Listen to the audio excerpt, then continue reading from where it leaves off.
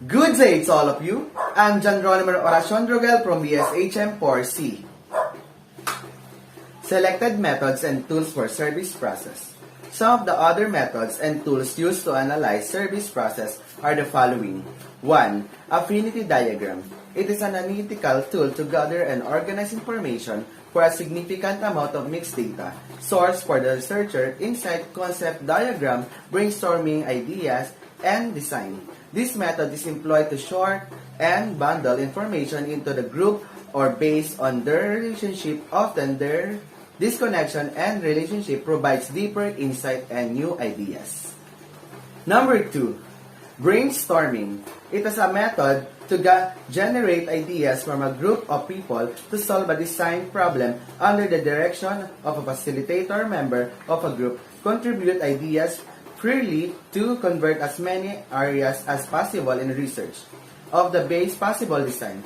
Through ideas contributed by the participants and gather and refine to determine solutions. Number 5. User Journey Map. It is a diagram that uses illustration, photographs, and or questions telling the short to the journey of the user through a service. It helps identifying the key stage and touch point along the user service experience once parts of the service work for the user and parts of needs to improve. It is useful technique to understand to motivate customer in relation their wants, needs, hesitation, and concerns. Number 7. Documentaries. These are the tools used to provide information and the initial stage of the design process. This method is also visual representation of a human emotion and expression captured through film. Number 9. Ethnographical user research. It is a tool used to support a deeper understanding of the design issue for the service designers. Through this research tool, the designer will be able to establish what motivates the user to do something and what hinders them not to do things. Number 11. Focus group. It is a setting of deliberately selected people who are participants of the discussion about a particular topic, which instead to bring out their perceptions and feedback to design ideas. Number 12. Immersion workshop. It is also known as empathy, research, or role-playing. A researcher involves himself, herself, with the study or area by becoming part of it. It is a good source of information since the designer will have an actual experience with regards to emotion and social interaction with the community. Number 14.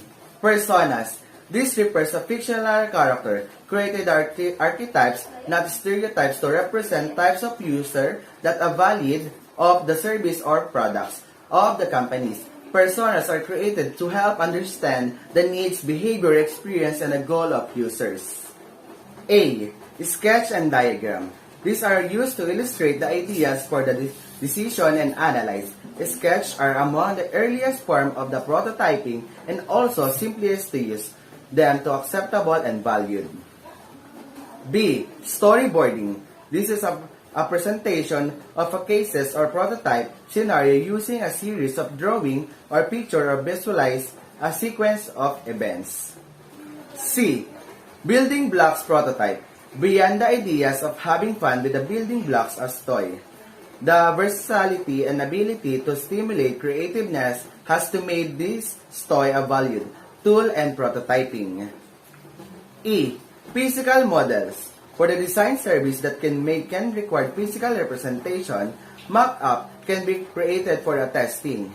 Materials can be used include paper, cardboard, wax, clay, and wood among the others built to a model.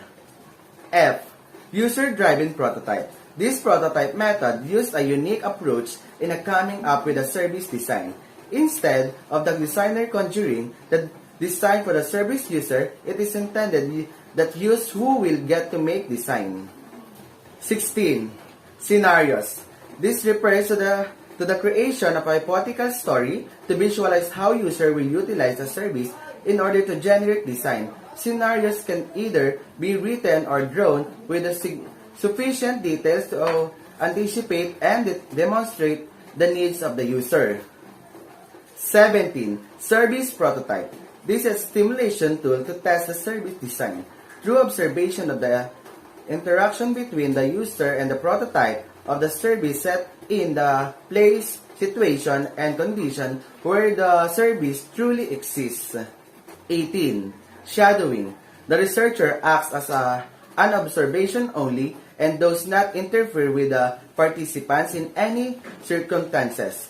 In this method, the researchers goes along with the users and observe how they utilize the service or product within their natural environment. That's all. Thank you.